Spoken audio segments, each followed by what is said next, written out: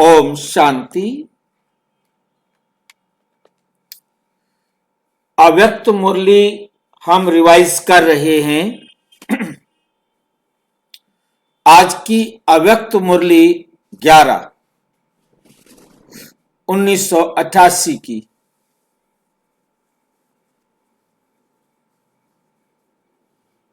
आज की मुरली 24 फरवरी 1988 को बाबा ने चलाई थी।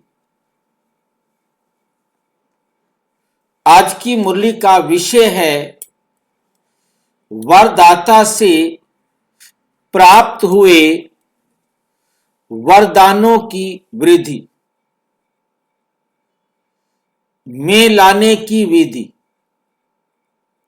वरदाता से जो प्राप्त हुए वरदान हैं उनको वृद्धि में लाने की विधि। कैसे हम उन वरदानों का वृद्धि करें, विकास करें, लाभ ज्यादा से ज्यादा हम अपने जीवन में ले सके, उसकी विधि। क्योंकि बाबा से तो हमें वरदान प्राप्त हुए, रोज वरदान हम मुरली में लेते हैं, परंतु एक है उसको धारण करने की विधि, एक है वृद्धि करने की विधि। रोजाना हर वरदान के साथ बाबा हमें वरदान को प्राप्त करने की विधि भी बताते हैं। मुरली में वो वरदान कैसे प्राप्त होगा उसकी विधि वहां बताई जाती है। आज बाबा हमें उसको वृद्धि में लाने की विधि बता रहे।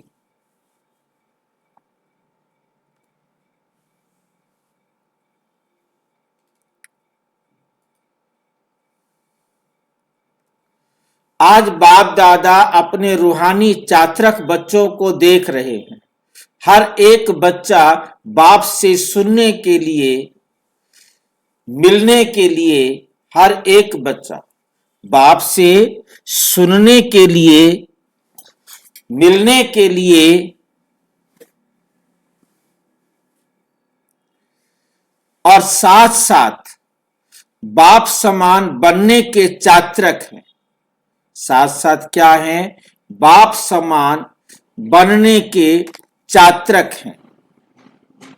सुनने से जन्म जन्मांतर की प्यास, सुनने से क्या होता है?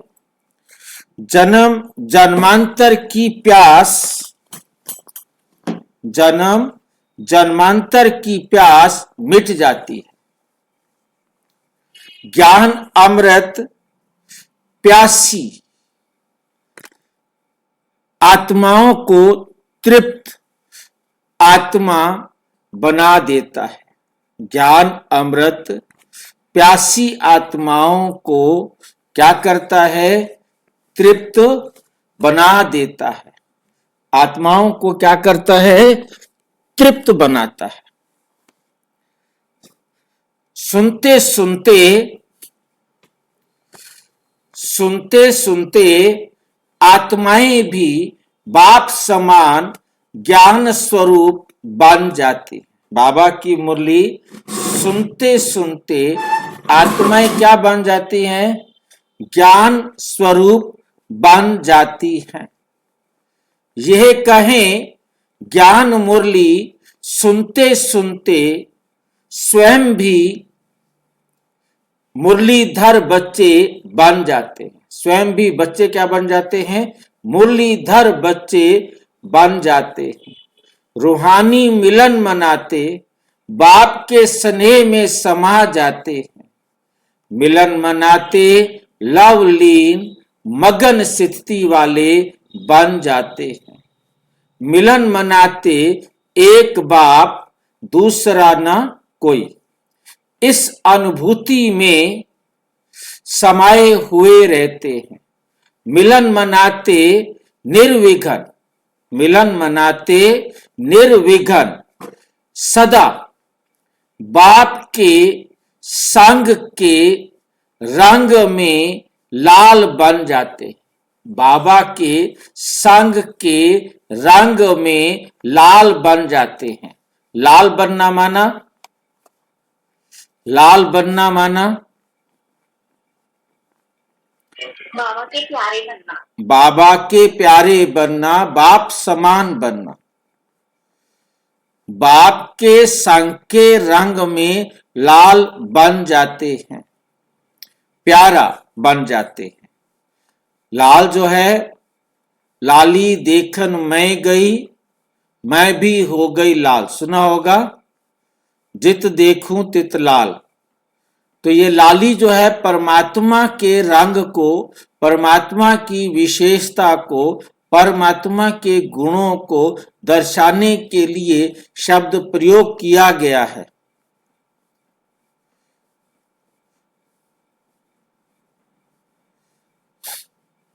तो हम भी क्या बन जाते हैं? लाल बन जाते। जब ऐसे समाये हुए वह स्नेह में लवलीन बन जाते हैं तो क्या आश रहती है? तो क्या आश रहती है? बाप समान बनने की, बाप के हर कदम पर कदम रखने वाले, अर्थात बाप समान बनने वाले। जैसे बाप का सदा सर्वशक्तिवान स्वरूप है, ऐसे बच्चे भी सदा मास्टर सर्वशक्तिवान स्वरूप बन, सर्वशक्तिवान स्वरूप बन जाते हैं। जो बाप का स्वरूप है, सदा शक्तिशाली, सदा लाइट, ऐसे समान बन जाते हैं, ऐसे समान बन जाते हैं। समान बनने की विशेष बातें जानते हो ना? किन किन बातों में बाप समान बनना है? किन किन बातों में बाप समान बनना है? बन रहे हैं, बाप समान बनना है और बन रहे हैं। बाप समान बनने की विशेष बातें जानते हो ना? किन बातों में बाप समान बनना है? बन रहे हैं, बन रहे हो और बने भी हो। जैसे बाप का नाम बच्चों का भी वही नाम है। ऐसा कौन सा नाम है? वो बाप का नाम भी है और हम बच्चों का भी नाम है। ऐसा कोई नाम है? हाँ जी, बाप का भी नाम हो और बच्चों का भी नाम हो, ऐसा कोई नाम है? विश्व कल्याणकारी। विश्व कल्याणकारी। बाप भी विश्व कल्याणकारी है और हम बच्चे भी विश्व कल्याणकारी हैं। यही नाम है ना आप सबका। जो बाप के रूप वही बच्चों का रूप, जो बाप के गुण वह बच्चों के गुण। बाप के हर गुण को धारण करने वाले ही बाप समान बनते हैं। जो बाप के हर गुण को धारण करने वाले हैं वही बाप समान बनते हैं। जो बाप का कार्य वे बच्चों का कार्य। सब बातों में बाप समान बनना है। लक्ष्य तो सभी का वही है ना? सम्मुख रहने वाले नहीं, लेकिन समान बनने वाले हैं। इसको ही कहा जाता है फॉलो फादर करने वाले। तो अपने को चेक करो, इन बातों में कहां तक बाप समान बने हैं। कहां तक बाप समान बने हैं। हर एक अपने आप को इन सब बातों में चेक करो कि हम कहां तक बाप समान बने हैं। समान बनने का वरदान आदि से बाप ने बच्चों को दिया।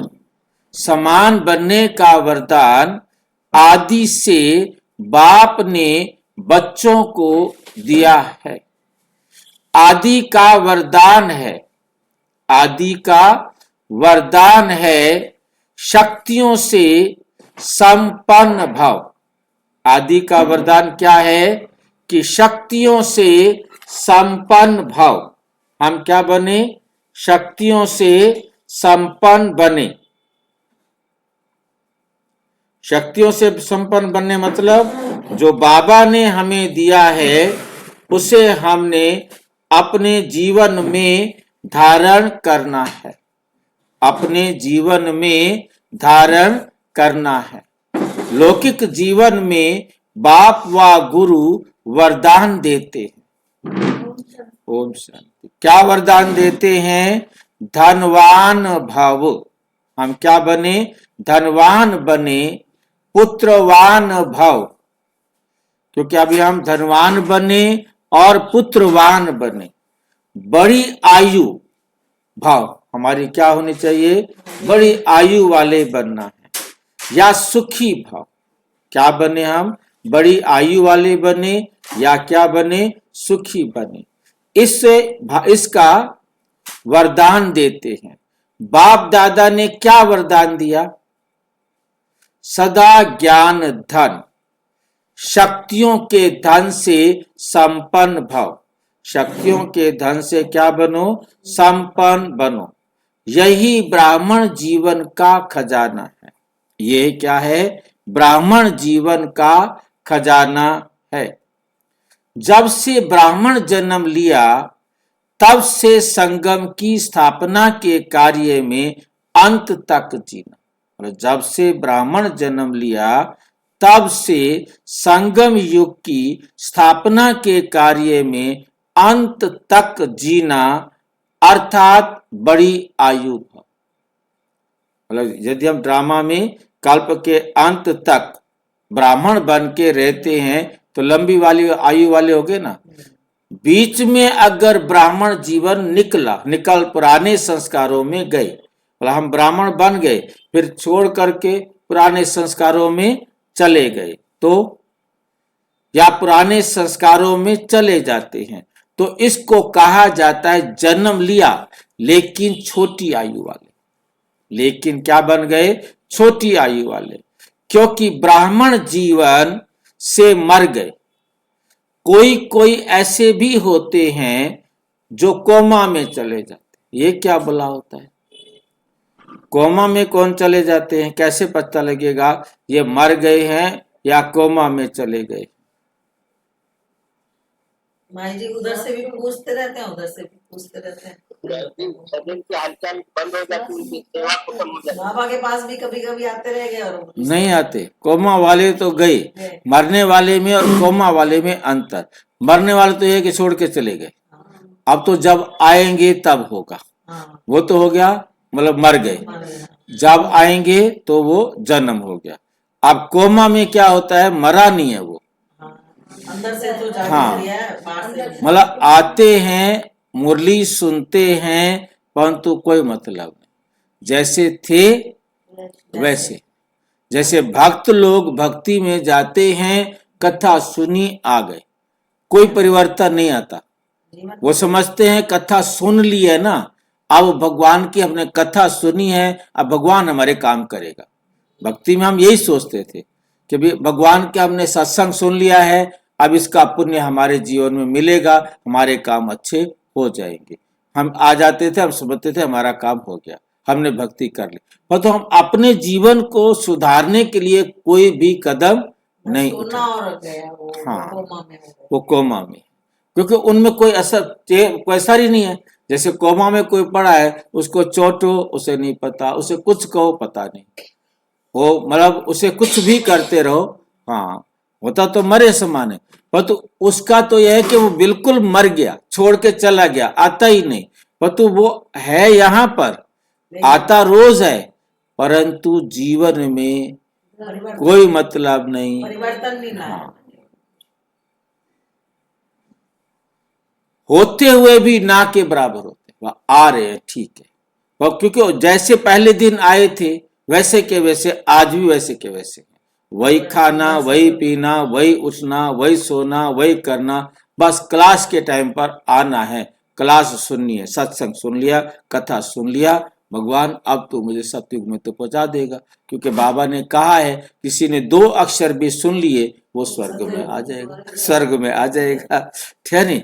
तो सोचते बस हमने सुन लिए 2 अक्षर, तो रोज हम 2 क्या, हम तो रोजाना पूरी मुरली सुन के आते हैं, हमारी तो स्वर्ग की सीट तो पक्की हो गई है। परंतु वो सब कहाँ है, कोमा। नए नए शब्द सुना। हाँ, बाबा कहते बड़ी आयु वाले भाव, अर्थात सदा आदि से अंत तक ब्राह्मण जीवन व श्रेष्ठ दिव्य जीवन की सर्व प्राप्तियों में जीना। बड़ी आयु के साथ साथ निरोगी भाव, बड़ी आयु के साथ क्या बनो, निरोगी बनो। निरोगी भाव का भी वरदान आवश्यक है। अगर आयु बड़ी है लेकिन माया की व्याधि बार बार कमजोर बना देती, माया की बीमारी, व्याधि माना बीमारी, माया की बीमारी क्या करती है, बार बार कमजोर बना देती है, तो वो जीना भी जीना नहीं है।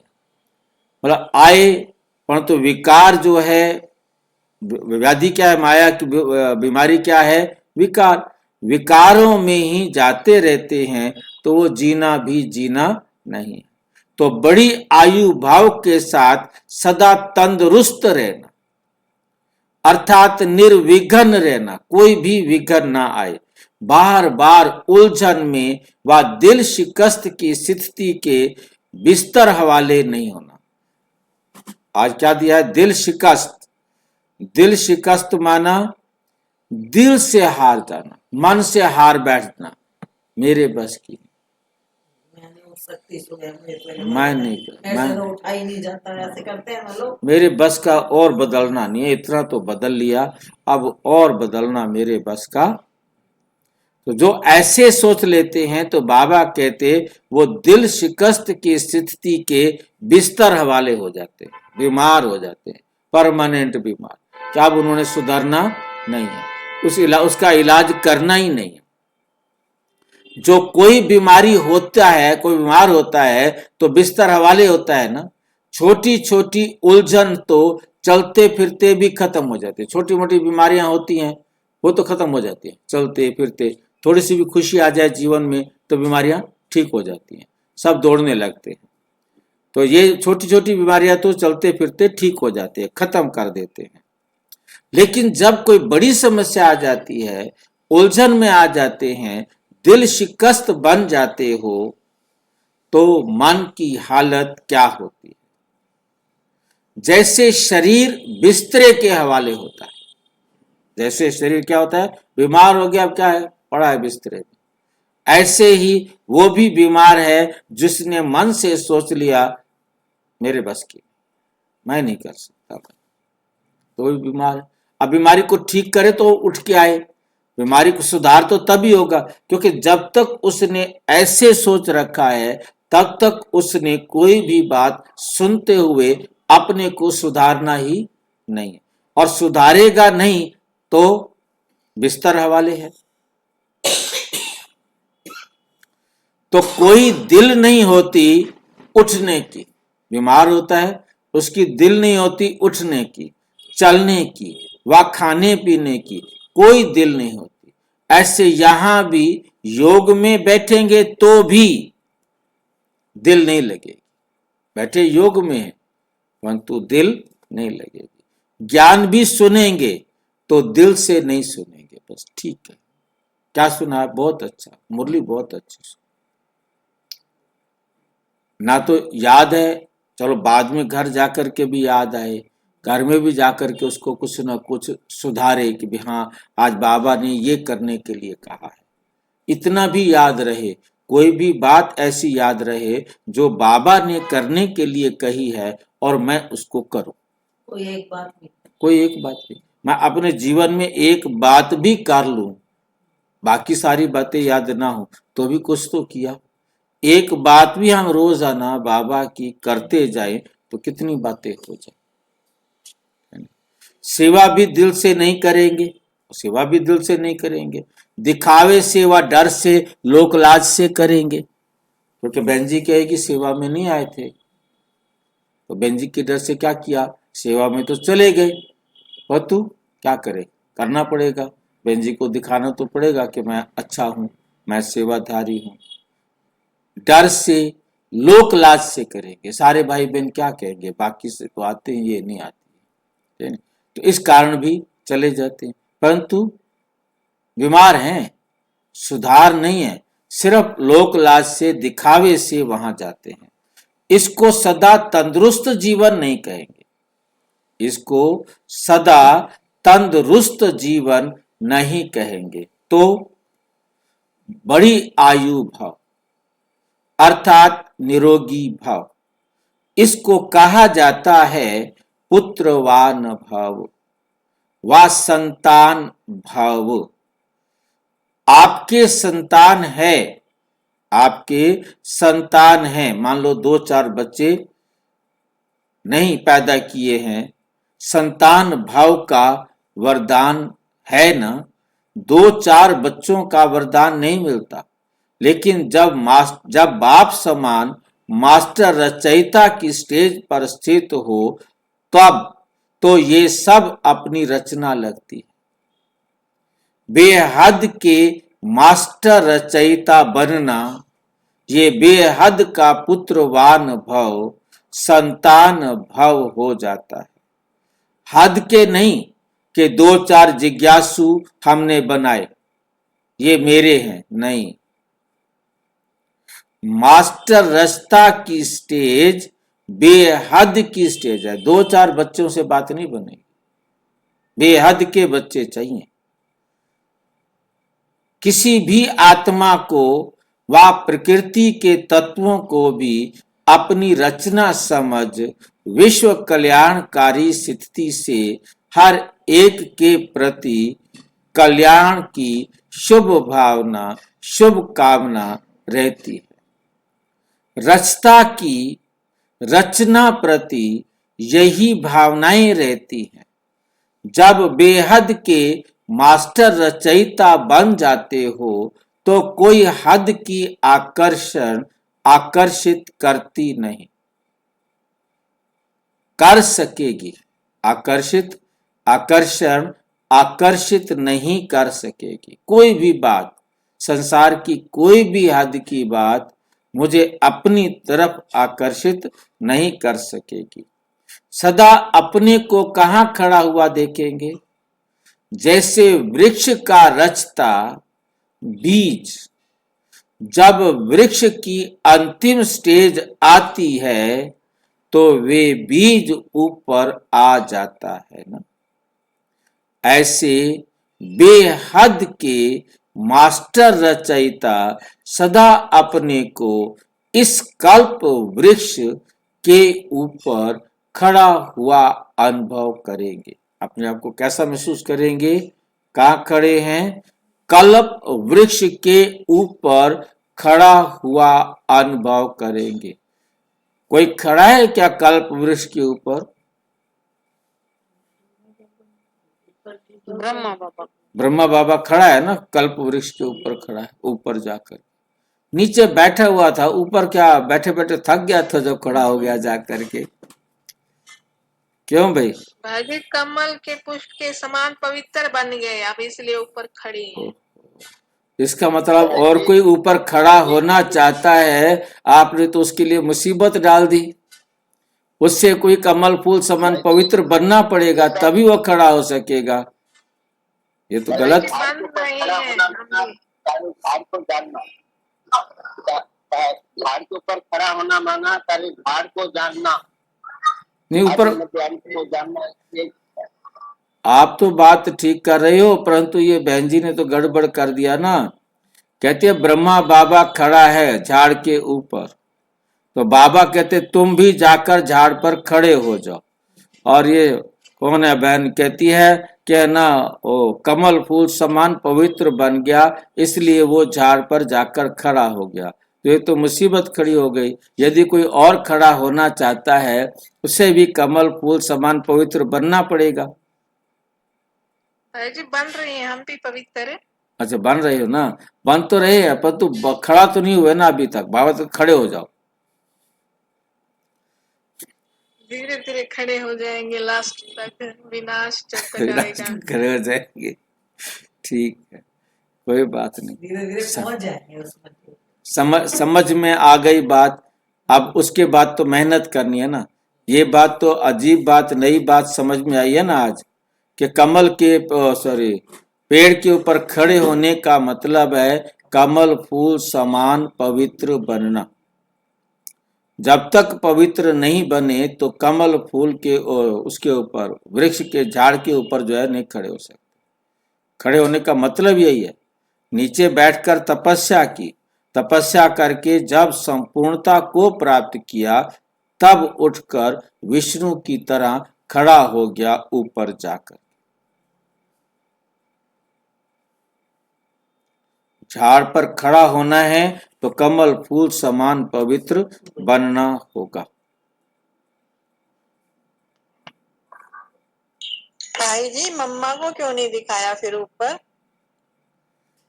एक एग्जाम्पल खड़ा कर दिया बहुत है, उसके पीछे आप भी खड़े हो, मैं भी खड़ा हूं, सारे खड़े हैं। मतलब एक एग्जाम्पल है ना, तत्त्व। कृष्ण का एग्जाम्पल दिया तत्त्व, ऐसे ही तुम भी।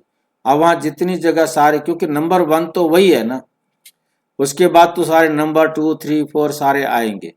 तो जो जितनी मेहनत करता जाएगा उतनी ऊपर वहां जाके खड़ा होगा। ठीक है भाई। ऐसे क्योंकि सबको तो खड़ा करे तो बड़ा भारी हो जाए ना, चित्र होच पोच हो जाएगी ना। ऐसे बेहद के मास्टर रचयिता सदा अपने को इस कल्प वृक्ष के ऊपर खड़ा हुआ अनुभव करेंगे। सबके लिए कह दिया ना। ऐसे बेहद के मास्टर रचयिता सदा अपने को इस कल्प वृक्ष के ऊपर खड़ा हुआ अनुभव करेंगे। बाप के साथ साथ वृक्ष के ऊपर मास्टर बीज रूप बन शक्तियों की, गुणों की, शुभ भावना, शुभ कामना की, स्नेह की, सहयोग की किरणें फैलाएंगे। ऊपर खड़े होकर सबको शक्तियों की, गुणों की, शुभ भावना, शुभ कामना, स्नेह की, सहयोग की किरणें फैलाएंगे, अर्थात सेवा करेंगे। जैसे सूर्य ऊंचा रहता है तो सारे विश्व में स्वतः ही किरणें फैलती हैं ना, ऐसे मास्टर रचयिता व मास्टर बीज रूप बन सारे वृक्ष को किरणें व पानी दे सकते हो। तो कितनी संतान हुई? सारी विश्व आपकी रचना हो गई ना। तो मास्टर रचता भाव, इसको कहते हैं पुत्रवान भाव। तो कितने वरदान हैं? इसको ही कहा जाता है बाप समान बनना। इसको ही कहा जाता है बाप समान बनना। जन्मते ही ये सब वरदान हर एक ब्राह्मण आत्मा को बाप ने दे दिया है। ब्राह्मण आत्मा को बाप ने दे दिया है। अब वरदान मिले हैं ना, वरदान मिले हैं ना, वह अभी मिलने हैं। वरदान मिले हैं ना, या अभी वरदान मिलने हैं? मिल गए कि नहीं मिले? जब कोई भी वरदान किसी को मिलता है तो वरदान के साथ वरदान को कार्य में लगाने की विधि भी सुनाई जाती है। हर मुरली में वरदान के साथ अपने जीवन में वरदान कैसे लाएंगे उसकी विधि भी सुनाई जाती है।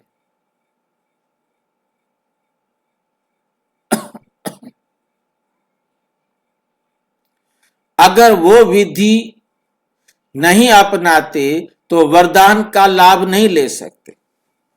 तो वरदान तो सभी को मिला हुआ है, लेकिन हर एक वरदान को विधि से वृद्धि को प्राप्त कर सकते हैं। वृद्धि को कैसे प्राप्त कर सकते, उसकी विधि सबसे सहज और सबसे श्रेष्ठ यही है। जैसा समय उस प्रमाण वरदान स्मृति में आए और स्मृति में आने से समर्थ बन जाएंगे और सिद्धि स्वरूप बन जाएंगे। जितना समय प्रमाण कार्य में लगाएंगे उतना वरदान वृद्धि को पाएगा, क्योंकि जो वरदान आपको मिला है उस वरदान को अपने जीवन में प्रयोग करना है, और अब जितना आप उसे प्रयोग करेंगे तो उतना वो वृद्धि को पाएगा, प्राप्त करता रहेगा। अर्थात वरदान को का फल अनुभव करते रहेंगे। जैसे आपको मौसम के हिसाब से फल आ गए, फिर आ गए, फिर आ गए, फिर आ गए, तो इतने श्रेष्ठ शक्तिशाली वरदान मिले हुए हैं। न सिर्फ अपने प्रति कार्य में लगाए फल प्राप्त कर सकते, लेकिन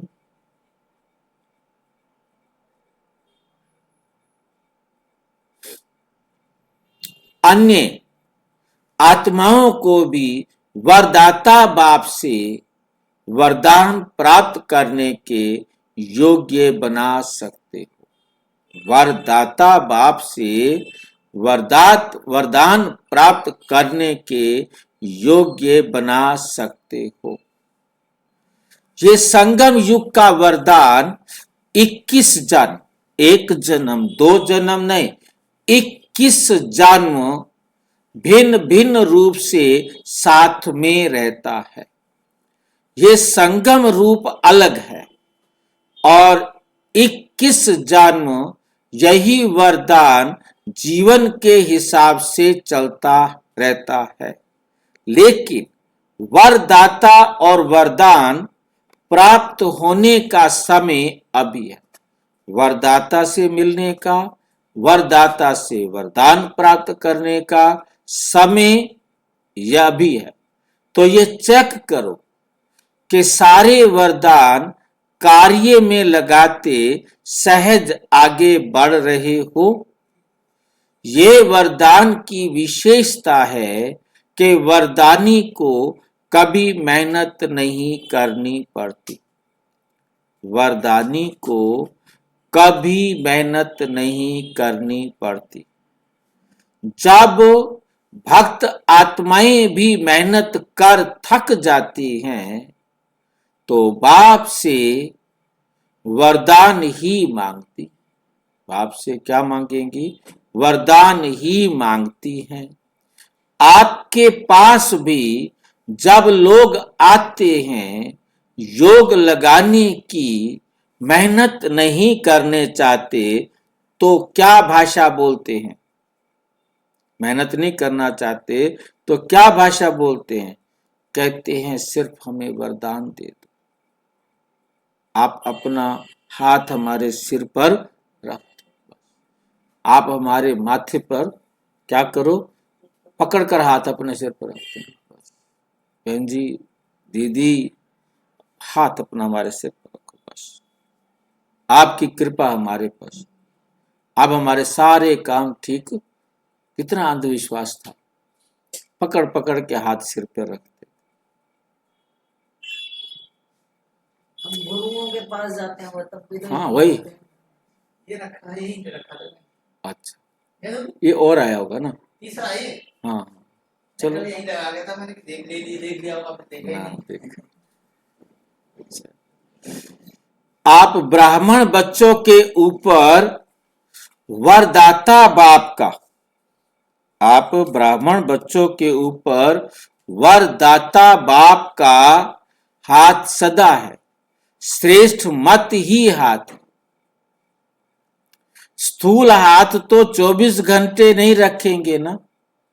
ये बाप के श्रेष्ठ मत का वरदान रूपी हाथ सदा बच्चों के ऊपर है।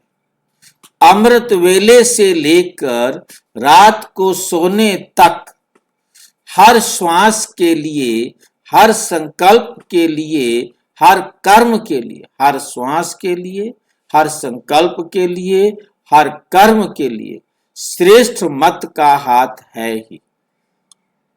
बाबा कहते मेरा हाथ तो है, पर तो हाथ मिलेगा कब? जब इसी वरदान को विधि पूर्वक चलाते चलो। जो विधि बताई है उस विधि को, ये नहीं कि आज वरदान मिला है आज उस विधि से कर लिया, अब रोज नया वरदान मिलेगा नया करेंगे, इसको क्या करना। बाबा कहते जो वरदान मिल गया उसको तो करते रहना है, अगले दिन नया मिला है वो आगे करते रहना है। ये थोड़ा है कि उसको छोड़ देना है, एक दिन एक वरदान किया दूसरे दिन क्या, नहीं। जो बात आपके जीवन में आज आपने धारण की वो तो धारण हो गई, आज तो उसको आपने प्रैक्टिकल कर लिया, परंतु अब उसी को विधि पूर्वक रिपीट करते रहना है, उसको छोड़ नहीं देना है। क्या तो हमने दूसरा वरदान ले लिया है पिछले को छोड़ दो, ऐसा भी नहीं करना, वृद्धि नहीं होगी, वो तो वहीं रुक गया ना। विधि पूर्वक चलाते चलो, कभी भी मेहनत नहीं करनी पड़ेगी, मेहनत नहीं करनी पड़ेगी, क्योंकि बुद्धि के अंदर बैठे कि भी मैंने ये काम करना है, आदत बन जाए कि मुझे चिंतन करना है और अपनी बुद्धि में इस वरदान को धारण करना है, बस फिर वो होती रहेगी, फिर ना हो ये हो नहीं सकता।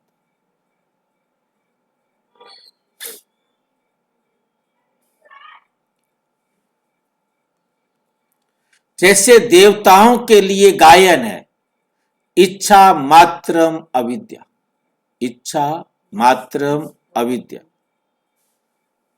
इच्छा मात्रम अविद्या का क्या मतलब होता है, ये क्या होता है? इच्छा मात्रम अविद्या क्या होती है?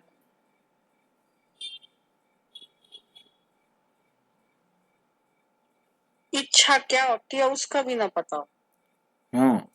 इच्छा होती क्या है, इच्छा होती क्या है पता ही नहीं, इच्छा ही होती है कोई भी, वो भी पता ना हो, इसको कहते हैं इच्छा मात्रम अविद्या। ये फरिश्ता जीवन की विशेषता, देवताई जीवन में तो इच्छा की बात ही नहीं, ब्राह्मण जीवन सो फरिश्ता जीवन बन जाती है, अर्थात कर्मातीत स्थिति को प्राप्त हो जाते हैं। किसी भी शुद्ध कर्म या व्यर्थ कर्म व विकर्म व पिछला कर्म किसी भी कर्म के बंधन में बंध कर करना, इसको कर्मातीत अवस्था नहीं कहेंगे। एक है कर्म का संबंध, एक है बंधन। तो जैसे ये गायन है हद की इच्छा से अविद्या, ऐसे फरिश्ता जीवन व ब्राह्मण जीवन अर्थात मुश्किल शब्द की अविद्या। कोई मुश्किल शब्द नहीं है, ये भी नहीं कहना कि मेरी ये किस, जो गलत अक्षर है वो तो हम जानते हैं ना, वो भी आगे आना चाहिए।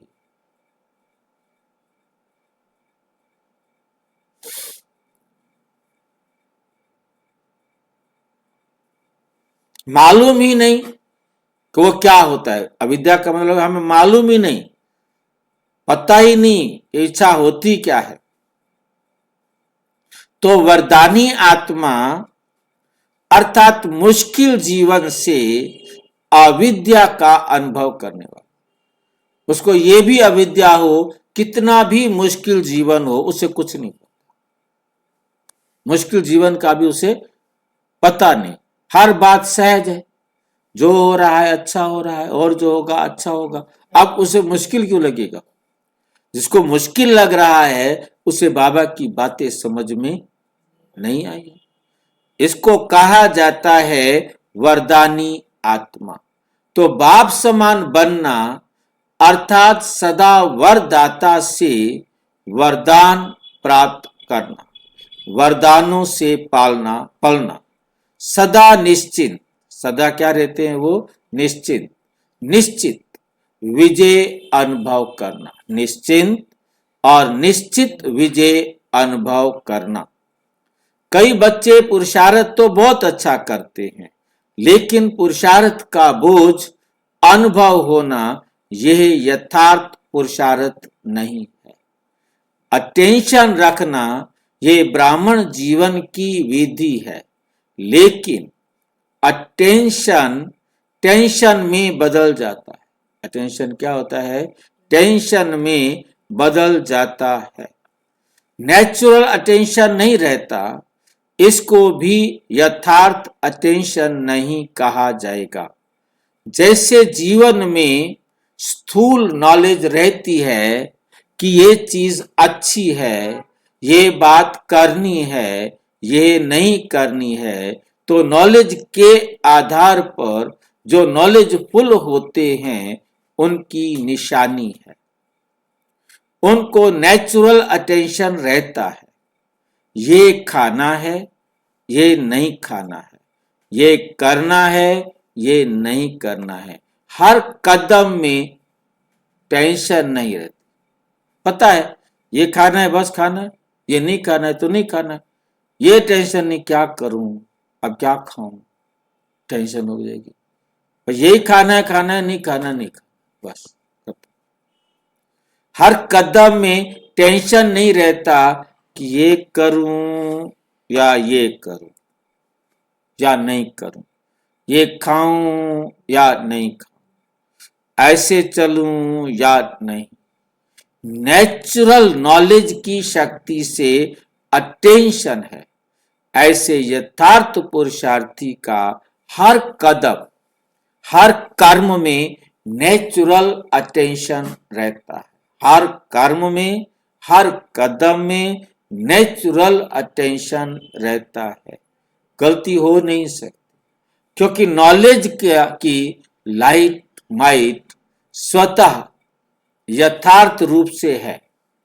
अपने आप ही हर एक के अंदर लाइट माइट स्वतः यथार्थ रूप से है, यथार्थ रीति से चलाती है। तो पुरुषार्थ भले करो, अटेंशन जरूर रखो, लेकिन टेंशन के रूप में नहीं। जब टेंशन में आ जाते हो तो चाहते हो बहुत काम करने व बनने चाहते हो नंबर 1, उसकी क्या लगा लेते हो? टेंशन। नंबर 1 जाना है मुझे। जितना चाहते हो उतना करने नहीं देता। टेंशन जो है, जो टेंशन लगा लेता है, तो जितना वो करना चाहता है वो उतना कर नहीं पाता।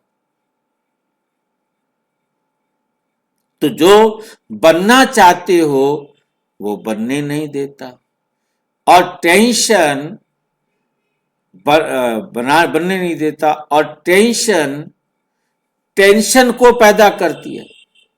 टेंशन से क्या पैदा होगी? टेंशन पैदा होगी।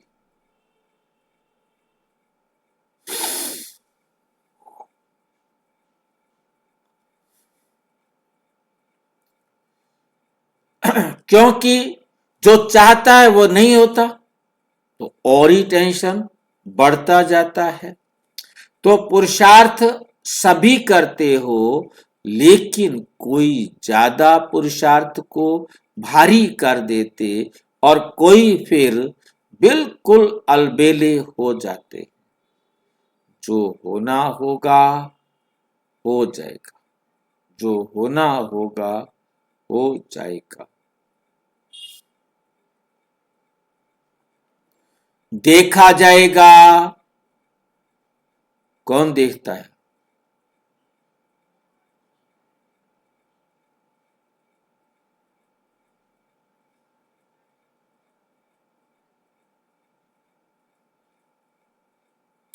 बिल्कुल अलबेले हो जाते हैं। जो होना होगा हो जाएगा,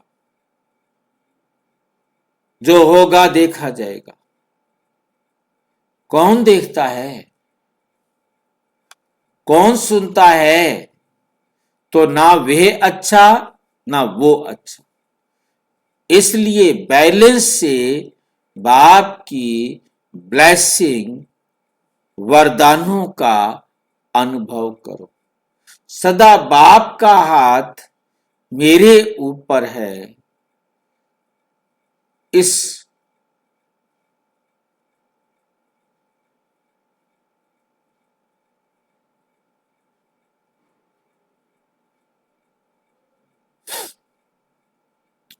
इस अनुभव को सदा स्मृति में रखो।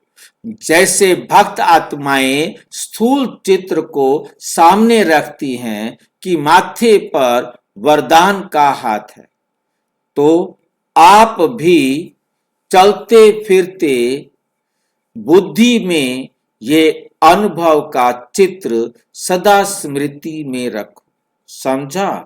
बहुत पुरुषार्थ किया, अब वरदानों से पलते उड़ते चलो। बाप के ज्ञानदाता विधाता का अनुभव किया, अब वरदाता का अनुभव करो। अच्छा, सदा हर कदम में बाप को फॉलो करने वाले, सदा अपने को वरदाता बाप के वरदानी श्रेष्ठ आत्मा अनुभव करने वाले, सदा हर कदम सहज पार करने वाले, सदा सर्व वरदान समय पर कार्य में लगाने वाले, ऐसे बाप समान बनने वाले श्रेष्ठ आत्माओं को बाप दादा का याद, प्यार और नमस्ते। सदा सर्व वरदान समय पर कार्य में लगाने वाले, ऐसे बाप समान बनने वाले श्रेष्ठ आत्माओं को बाप दादा का वरदाता के रूप में याद, प्यार और नमस्ते। हम बच्चों की भी बाप दादा को नमस्ते नमस्ते नमस्ते। मुख्य महारथी भाइयों से मुलाकात। जन्म से कितने वरदान मिले हुए हैं? हर एक को अपने अपने वरदान मिले, रोजाना एक वरदान मिलता है, तो कितने वरदान मिले होंगे? जन्म ही वरदानों से हुआ, नहीं तो आज इतना आगे नहीं बढ़ सकते। वरदान से जन्म हुआ, इसलिए बढ़ रहे हो। पांडवों की महिमा काम थोड़ी है।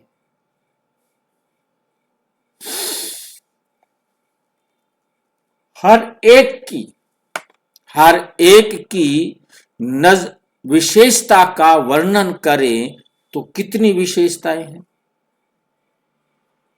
ये जो भागवत बना हुआ है, एक होता है भागवत, एक होता है श्रीमद् भगवत गीता। क्या अंतर है दोनों में? भागवत और श्रीमद् भगवत गीता में क्या अंतर है?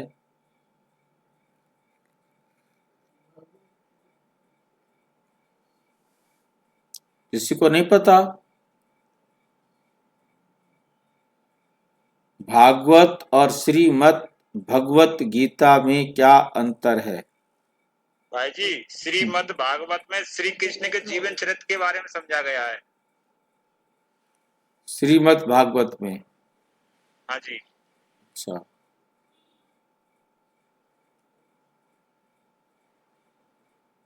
भाई जी, जो हमने अब श्रीमत पर चलकर कार्य किए, कर्तव्य किए, गुण के शक्तियां, वो भागवत में हमारी लीला लिखी हुई है सबकी।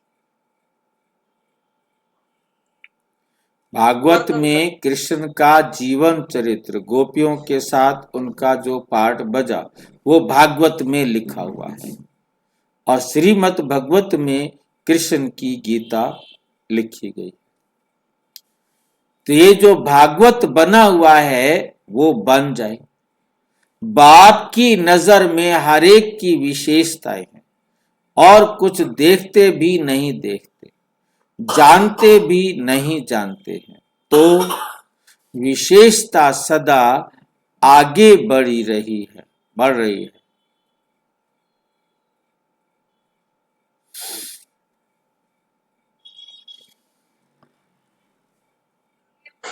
भाई जी, एक बार दोबारा बताना, श्रीमद् भागवत में और श्रीमद् मत में क्या अंतर है?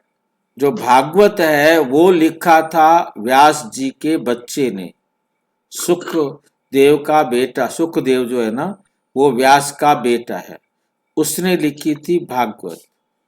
और जो श्रीमद् भगवत गीता है वो लिखी थी व्यास ने, जो कृष्ण के द्वारा गीता का ज्ञान युद्ध के मैदान में सुनाया गया। ठीक है। तो भागवत में जो है कृष्ण का चरित्र लिखा हुआ है। कृष्ण, गोपियां कैसे जन्म लिया, कैसे वहां से नदी में रख के गए, उसने राज्य भाग्य भी जो है अपने नाना को संभाल कर दे दिया, जो उसने सोचा वो सारे कार्य कर दिए। गीता में तो, श्रीमद् भगवत गीता में तो भाई जी वो है, सारा महाभारत युद्ध का ही वर्णन है। जैसे अर्जुन को उपदेश दिया, वो ये सारा वही है ना चरित्र। तो उसमें कृष्ण अर्जुन को गीता का ज्ञान सुनाता है, वही दिया है, मतलब सारा वही दिया है नहीं। और वास्तव में कलयुग में तो आकर परमात्मा किसी को ज्ञान सुनाएंगे नहीं। द्वापुर में दिखाया है तो द्वापुर में भी सुनाया तो भी नहीं हो सकता। तो कहने का मतलब जो एक है भागवत और एक है श्रीमद् भगवत गीता, उसमें तो जीवन चरित्र और उसमें सीधा ज्ञान। गीता में सिर्फ सीधा ज्ञान लिखा है, पूरा नहीं लिखा है। और उसमें चरित्र लिखा है, दोनों में यही अंतर है। एक में चरित्र हो गया, एक में ज्ञान का वर्णन दिया था। ज्ञान का वर्णन है, और उसके बाद जो है ना, क्या बोलते हैं, कृष्ण अर्जुन संवाद में लिखा है। समान वही महाभारत का सारा। तो दोनों बिल्कुल अलग हो गए ना। तो हर और कुछ देखते भी नहीं देखते, जानते भी नहीं जानते हैं, तो हर एक की विशेषता अपनी अपनी है ना। कोई कुछ देखते हुए भी नहीं देखता, कोई जानते हुए भी नहीं जानते हैं। तो विशेषता सदा आगे बढ़ा रही है और बढ़ाती रहेगी। जो जन्म से वरदानी आत्माएं हैं, जिन्होंने जन्म लिया है कि हम वरदानी आत्माएं हैं,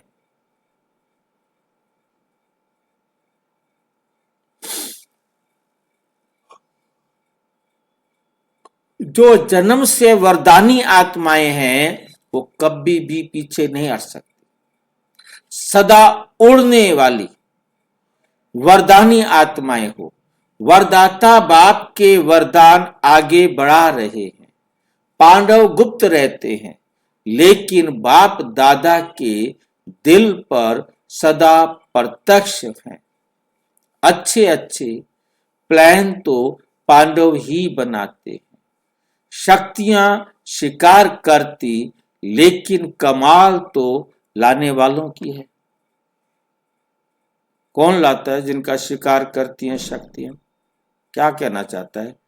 ये शिकार वाला काम भी करते हैं ब्रह्मा कुमार, ब्रह्मा कुमारी।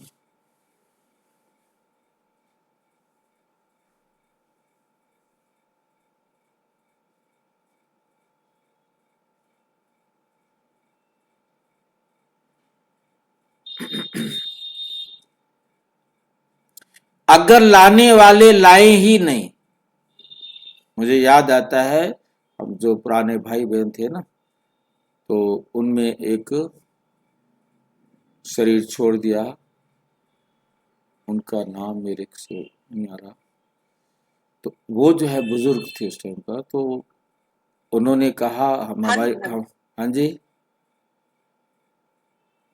पंजाब के भाई थे, हरी भाई थे। हाँ जी, हरी भाई नहीं, बहुत सारे भाई ऐसे, तो मतलब उनका मतलब नाम मतलब काफी उन्होंने सुनाया था हमें, ट्रेनिंग हमारी कोर्स करा रहे थे, हमें ट्रेनिंग दे रहे थे, तो उसमें बता रहे थे कि भाई हमें जो है ये रहता था कि आज संडे है ना, अगले संडे हर संडे को हमने कोई ना कोई शिकार पकड़ कर लाना, ज्ञान सुनाकर थोड़ा बहुत किसी तरीके से उसको घेर घार के दीदी के पास ले आना है। अब दीदी अब आप इसको शिकार करो, आगे सुनाओ। नहीं, अब इनका शिकार करो, मतलब हमारा काम था शिकार को पकड़ कर लाना, दीदी के हवाले कर देना, अब दीदी का काम है शिकार करना। अब अगर कोई लाने वाला ही ना लाए तो शिकार क्या करेगी, अब दीदी कहाँ से जाएगी ढूंढने के लिए। तो मतलब आप अपने एरिया से, बोले वो कहते हमारी ड्यूटी, हमें ध्यान रहता था कि इस संडे कोई ना कोई पकड़ के लाना है, तो सारा सप्ताह हम ढूंढते रहते थे किसको ले आना? कौन पकड़ के ले जाए, लाई ही नहीं तो शिकार क्या करेंगे। इसलिए पांडवों को विशेष अपना वरदान है, याद और सेवा का बल विशेष मिला हुआ है। याद का बल भी विशेष मिलता है, सेवा का बल भी विशेष मिलता है। क्यों? उसका भी कारण है, क्योंकि जो जितना आवश्यकता के समय कार्य में आए हैं उसको विशेष वरदान मिला हुआ है। जैसे आदि में सब स्थापना हुई तो आप पांडव मर्ज थे, आप तो उस टाइम थे नहीं, मर्ज थे, मतलब दबे हुए थे, डूबे कहीं ना कहीं, इमर्ज नहीं थे, आपका तो किसी को पता नहीं था, और शक्तियां एग्जाम्पल बनी और उन्हों के एग्जाम्पल को देख और आगे बढ़े तो ये आवश्यकता के समय एग्जाम्पल बने।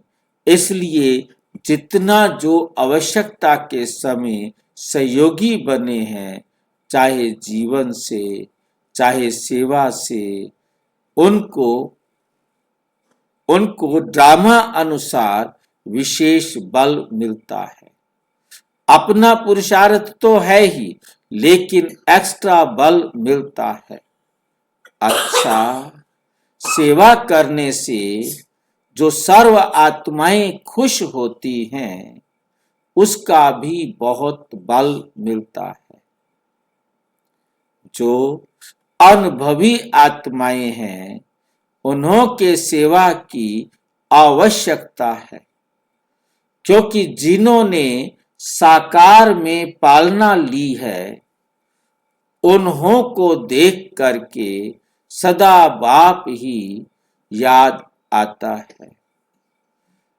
कभी भी आप लोग दादियां कहाँ जाएंगी तो विशेष क्या पूछेंगे? चरित्र सुनाओ, कोई बाप की बातें सुनाओ, तो विशेषता है ना। इसलिए सेवा की विशेषता का वरदान मिला हुआ है।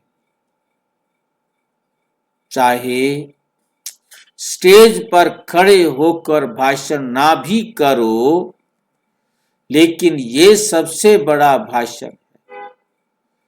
चरित्र सुनाकर चरित्रवान बनने का, प्रेरणा देने का, ये सबसे बड़ी सेवा है।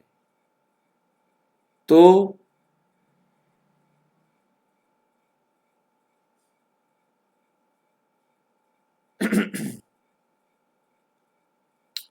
तो सेवा पर जाना ही है और सेवा के निमित्त बनना ही है। ये नहीं कि हम सेवा पर नहीं जाएंगे, हम सेवा पर जाना है और सेवा के निमित्त बनना ही है। अच्छा, ओम शांति। और विस्तार से जानने के लिए विश्व में 140 देशों में प्रजापिता ब्रह्मा कुमारी ईश्वरीय विश्वविद्यालय के किसी भी सेवा केंद्र पर संपर्क करें और यदि कोई प्रश्न है तो 9213106986 पर आरटीआई करें, टेलीग्राम करें 9650692270 पर, केवल व्हाट्सएप करें, फोन नहीं। ओम शांति।